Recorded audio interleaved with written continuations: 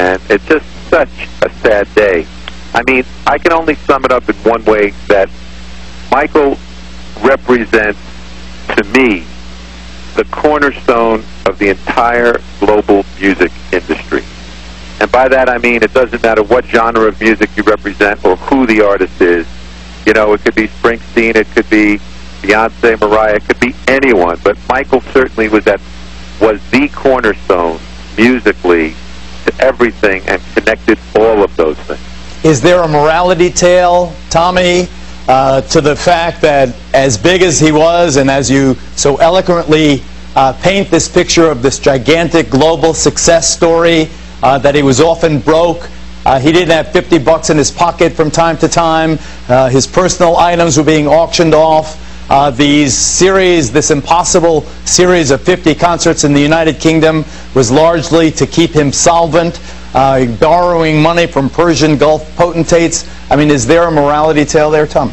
You know something, Geraldo? What comes with that kind of extraordinary fame is extraordinary pressure. Those pressures, I don't know anyone that could withstand that, especially from the age of 5 or 6 when he started, with the stresses that he lived with, going through all of that and growing up with it. Not only that, then turning into the largest pop icon that the world has ever known. Those pressures would be difficult for anyone to ever live with. You know, whether it affected finances or yourself physically, all of those aspects. It's amazing to me that he was able to withstand it even this long. I don't know if you're near a television screen, Tommy, but we are watching as the Chopper 5 lands at the coroner's office with the remains of the King of Pop.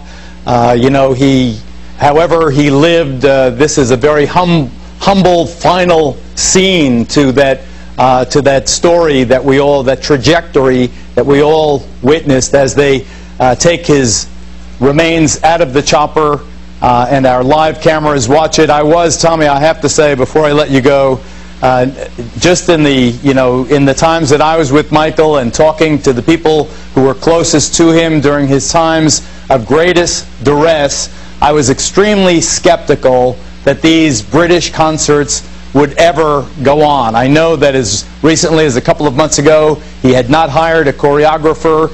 You know, the fact that he was, quote-unquote, rehearsing in Los Angeles. He hadn't hired any dancers, as far as I know, till 6-7 weeks ago for this incredible series of concerts.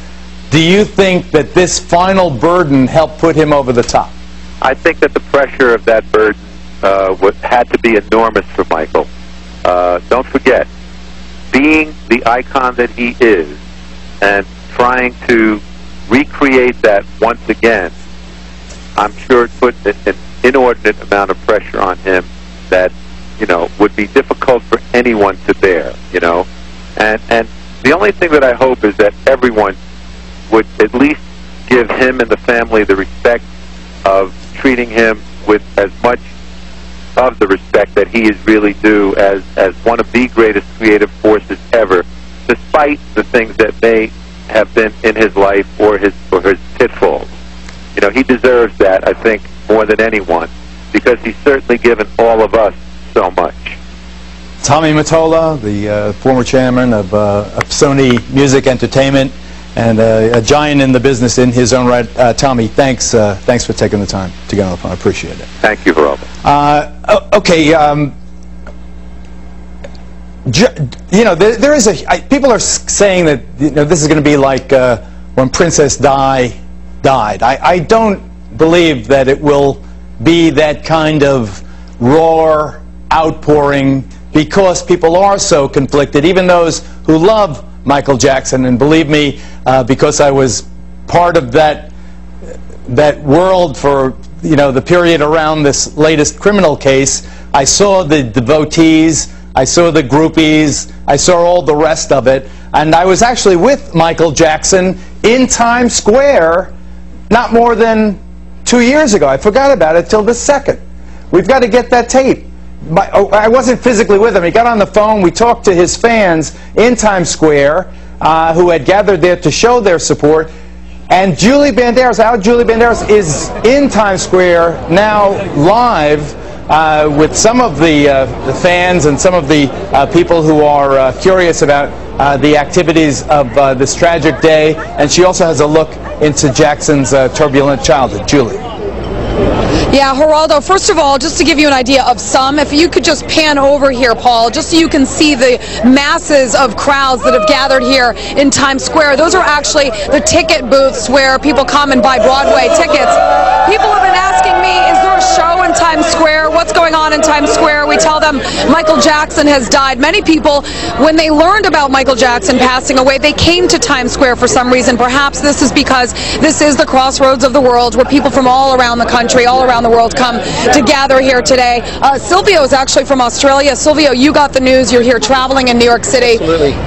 Tell me about the news when you heard about it. Well, I was absolutely shocked. I mean, from an Australian, Michael Jackson, he transcended countries, nationality, you name it. So for me, it was unbelievable. All right, I'm going to send it back to Geraldo real quick, and then we're going to come right back to us here live in Times Square. Geraldo? Julie, we'll be right back to you. They are preparing to remove the mortal remains, or the physical remains of Michael Jackson from the chopper, from the sheriff's chopper, into the coroner's van for transport into the building.